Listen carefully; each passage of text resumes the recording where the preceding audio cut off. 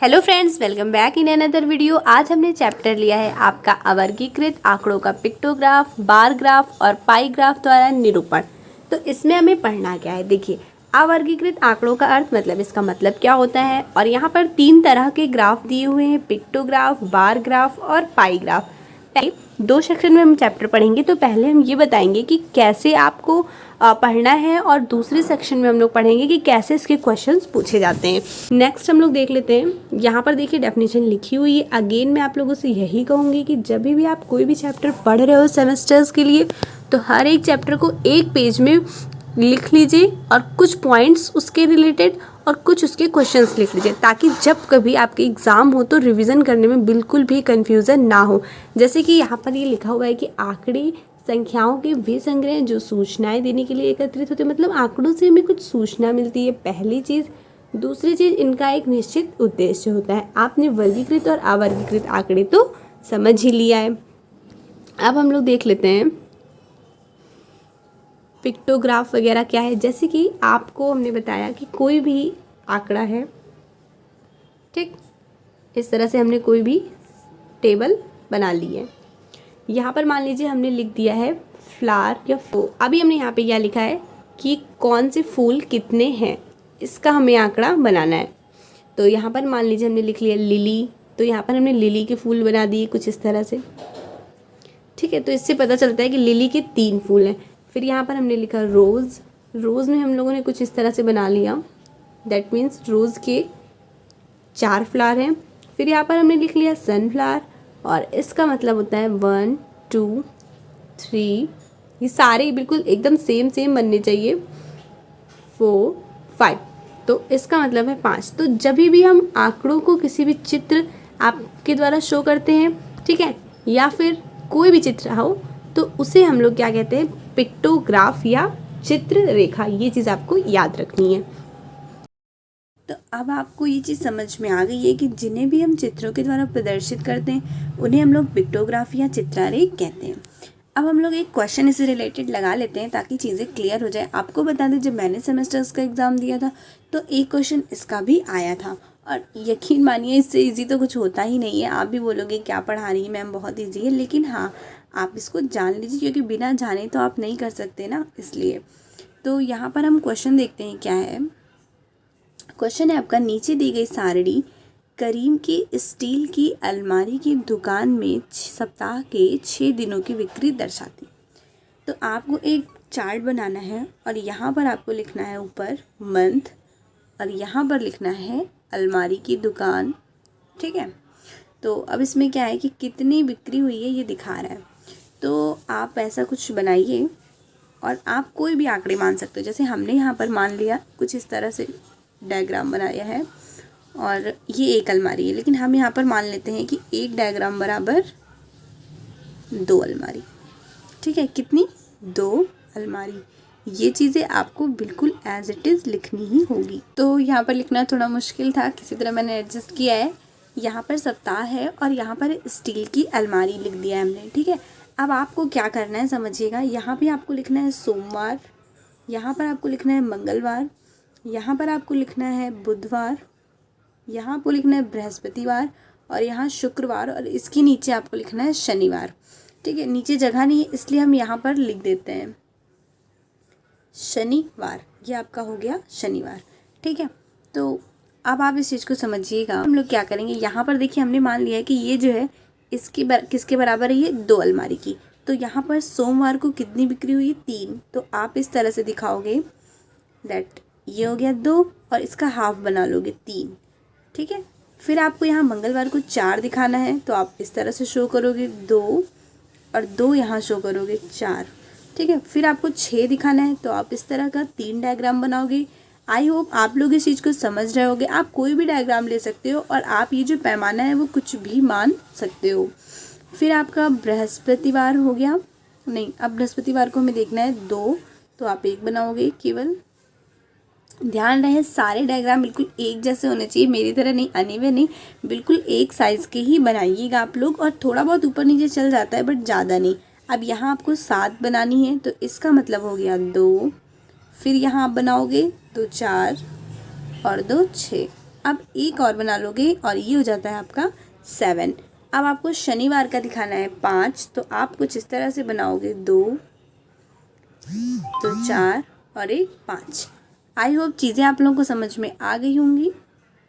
ये तो इसी तरह से पिक्टोग्राफ बनाते हैं और ये मोस्ट इम्पॉर्टेंट है आपके सेमेस्टर्स के लिए, ऐसे क्वेश्चंस पूछे जाते हैं। तो अब हम लोग नेक्स्ट देख लेते हैं टॉपिक आपका। यहाँ पर हमने एक क्वेश्चन लिया है, जैसे अभी आपने ग्राफ बनाना सीखा वैसे ही अगर आपको क्वेश्चन में ग्राफ बनाया मिल जाएगा, जैसे कि यहाँ पर एक ग्राफ दिया हुआ है और फिर हमें इसके क्वेश्चन सॉल्व करना होगा, तो हम कैसे करेंगे। देखिए यहाँ पर दिया हुआ है एक बॉल, यानी जो एक सिंबल है इसका मतलब क्या है 2 गेंद। अब इससे रिलेटेड 4 क्वेश्चंस दिए हैं और ये चारों हम सॉल्व कर लेते हैं। किस दिन बेचे गए गेंदों की संख्या अधिकतम है। तो आप लोग यहाँ पर देख रहे हो कि बुधवार को जो गेंदें हैं वो सबसे ज़्यादा बिकी हुई हैं, तो फर्स्ट क्वेश्चन का आंसर हो जाएगा आपका बुधवार। ओके, नेक्स्ट क्वेश्चन अब हम लोग देखते हैं शनिवार को कितनी गेंदें बेची गई। तो शनिवार को हम लोग काउंट कर लेंगे 1 2 3 4 5 6 7 8 9 10। यहीं पर आप गलती कर दोगे अगर आप डायरेक्ट 10 लिख दोगे। आपको पता है कि एक सिंबल बराबर 2 गेंदें, तो ये हो जाएगा 20 गेंदें।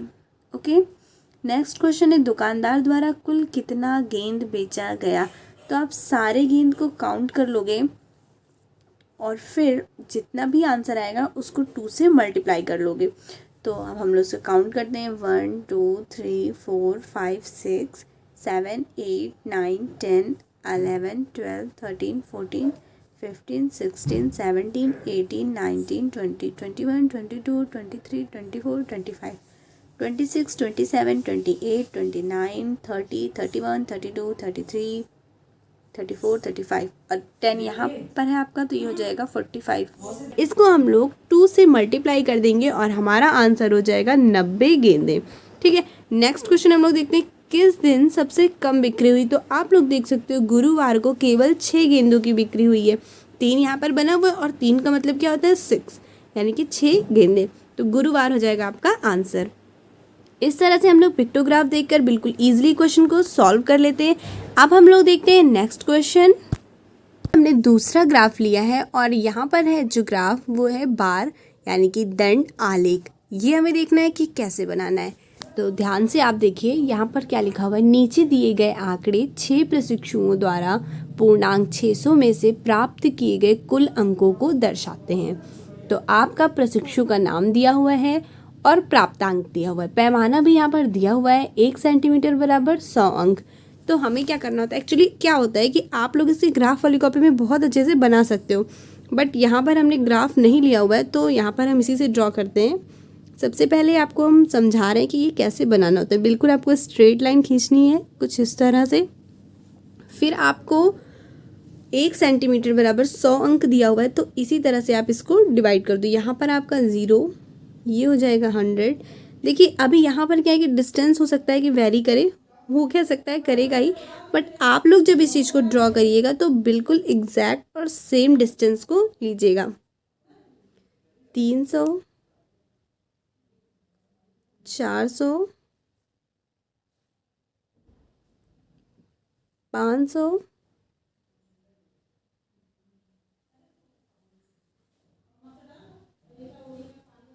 और यहाँ हो जाएगा आपका 600।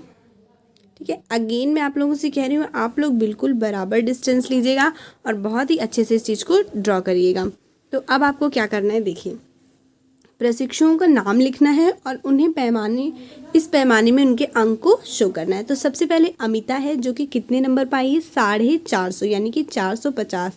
तो आपको बार ग्राफ कुछ इस तरह से बनाना है। देखिए 400 यहाँ हो गया, 50 और बढ़ा लेंगे यानी इसके मिडिल में आएगा और ये कुछ इस तरह से बन जाएगा। और यहाँ पर मैंने केवल ए लिख दिया है, आप यहाँ पर पूरा अमिता लिखोगे। नेक्स्ट हम लोग देखते हैं दीप्ति। दीप्ति के कितने अंक है 300, तो यहाँ आप 300 तक लेकर जाओगे और कुछ इस तरह से ड्रॉ कर लोगे और यहाँ पर लिखोगे आप दीप्ति। फिर है रवि। रवि के कितने अंक हैं तो 400, ये आप 400 तक जाओगे और बिल्कुल स्ट्रेट बनाओगे ये लाइन। फिर है राकेश। राकेश के हैं 350, तो आप 300 तक जाओगे और थोड़ा सा और बढ़ा दोगे मिडिल तक लेके जाओगे 300 और 400 के बिल्कुल बीच में, तो ये हो जाएगा 350। देखिए इसमें चीज़ें सही से नहीं बन पाई हैं, बट आपको इस स्केल से बिल्कुल ऑथेंटिक अच्छे से बनाना है, वरना मार्क्स आपको नहीं मिलेगा। फिर आपको ले जाना है 500 तक, आप बिल्कुल एग्जैक्ट स्ट्रेट बनाइएगा। फिर है 550, यहाँ पर आपको ध्यान रखना है 600 तक नहीं लेके जाना है, 600 और 500 के बीच में, क्योंकि एक अंक बराबर 100 है और यहाँ पर क्या हुआ कि एक अंक बराबर 100 है तो आधा कितना होगा 50 अंक। तो इसी तरह से आप लोग बना लेंगे। आप लोग चाहें तो इसमें कलर भी कर सकते हैं या लाइनिंग वगैरह भी कर सकते हैं, कुछ भी कर सकते हैं, बट बनाने का तरीका यही है। और यहाँ पर आप सारे स्टूडेंट्स का नाम लिख देंगे। तो इस तरह से आपका दंड बार ग्राफ वो बनकर तैयार हो गया है। आई होप आप लोग इस चीज़ को समझ गए होंगे। अब हम लोग देखते हैं नेक्स्ट टाइप। तो यहाँ पर जो ये ग्राफ बना हुआ है इसे हम लोग कहते हैं पाई ग्राफ। क्या कहते हैं? पाई ग्राफ। देखिए ये एक एंगल जो पूरा होता है ये होता है आपका 360 डिग्री। कितना होता है? 360 डिग्री। ये हम सभी को पता है। अब इसी को हम लोगों ने कई अलग अलग पार्ट्स में बांट दिए, जैसे 20 डिग्री, 50 डिग्री, 60 डिग्री, 70 डिग्री। तो अब हमें यही सारी चीज़ें सॉल्व करनी है कि कौन सा कितनी डिग्री का है और उसका मतलब क्या है। तो देखिए अब ये इन्होंने क्वेश्चन है यहाँ पर आपका ये, और इन्होंने एक पाई चार्ट बना दिया है और पाई ग्राफ, और उससे रिलेटेड क्वेश्चन दिया है। तो अभी इन क्वेश्चंस को हम सॉल्व कर लेते हैं। पहला क्वेश्चन है सबसे अधिक व्यय किस मद पर किया गया है। तो आप लोग देख सकते हो 120 डिग्री यानी कि मनोरंजन। तो इसका आंसर हो जाएगा आपका मनोरंजन, यानी कि मनोरंजन पर सबसे ज़्यादा व्यय किया गया है। नेक्स्ट क्वेश्चन है आपका सबसे कम धन किस मद में है। तो जो सबसे छोटा एंगल होगा यानी कि 20 डिग्री, तो ये हो जाएगा आपका बचत। बचत पे सबसे कम खर्च किया गया। यहीं पर हम आपको एक चीज़ और बताना चाहते हैं, समझिएगा। जैसे ये तो एक सिंपल सा क्वेश्चन था, आपने ग्राफ देख के कर लिया। जैसे कभी कभी क्या होता है कि ये 120 डिग्री है, ठीक है, मान लीजिए मनोरंजन, और पूरा कितना है 360 डिग्री। अगर आपको पूरा मान दे दिया जाए कि कुल इतना खर्च होता है, जैसे 360 डिग्री बराबर कुछ भी दे दिया जाए, मान लीजिए x दे दिया जाए, ठीक है, क्वेश्चन में, तो आपसे पूछेगा कि मनोरंजन पर कुल कितने रुपए खर्च किए गए, मतलब टोटल आपको दे दिया गया यहाँ पर, और एक का पूछ लिया जाए तो आपको क्या करना होता है। जैसे तो आप यहाँ पे एज्यूम करेंगे कि 360 बराबर x है, तो 120 डिग्री बराबर आप इजीली इस चीज़ को सॉल्व कर लोगे इनटू 120। इसी तरह से आप सारे क्वेश्चन सॉल्व कर लोगे। आई होप आप लोगों को ये चैप्टर समझ में आ गया होगा। नेक्स्ट वीडियो में हम लोग अगला चैप्टर देखेंगे, और इसके साथ ही लास्ट में फिर आपसे यही कहेंगे कि हर एक टॉपिक को आप जब पढ़ रहे हैं तो एक एक लाइन, दो दो लाइन या उसकी डेफिनेशन लिख लीजिए, और उसके एक एक दो दो क्वेश्चन भी लगा लीजिए। एक चैप्टर को एक पेज में पूरा लिख लीजिए, ताकि जब भी रिवीजन करना हो तो ये चीज़ बहुत ज़्यादा आपके लिए हेल्पफुल होगी। And thanks for watching video.